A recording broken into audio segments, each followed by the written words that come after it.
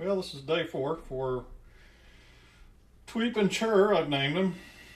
Tweep is, I'll point him out with a stick. This is Tweep, right here, you can see with the mouth open, there's Tweep. And that's the one that I inherited from Shan. The other one, I've named Chur, this is Chur. Yeah, you'll get something in a minute.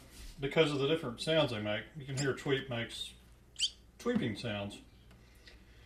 And Chur makes, well, I don't know what you'd call them. I'm sure there's a term for it, but it's more of a marshy, like something you'd hear a red-winged blackbird make.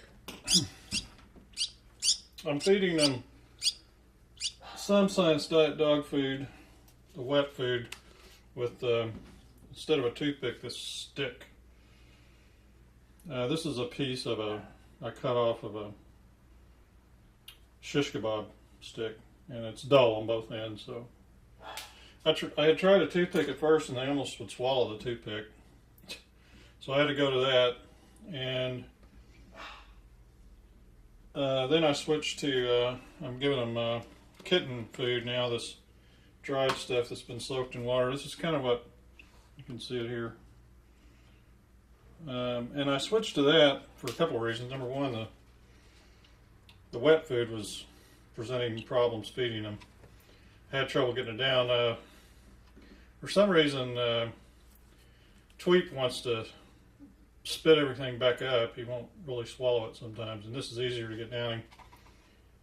And also this has much higher protein, which I read on a website, I think it's called Starling Talk, and one of the pages on the nutrition was from a vet had written it, and he said that they need higher protein. This is 33% protein. Like I said, it's kitten food, and cats, of course,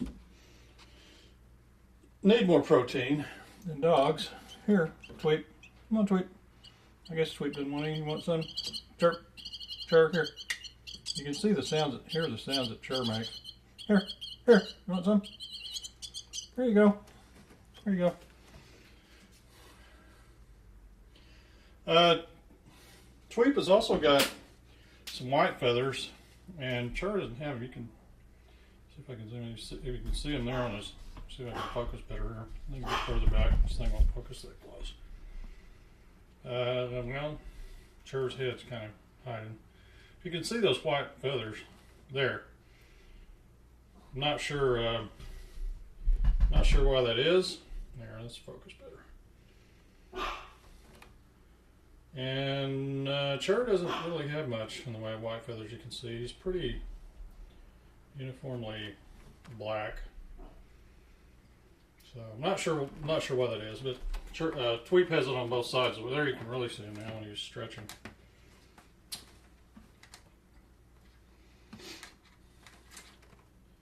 I've got Chur perching. I've got the perch out there so you can see right now, but I've got Chur perching some now. Tweep's not so crazy about it. Not sure why, because he actually looks a little bit older. He is bigger.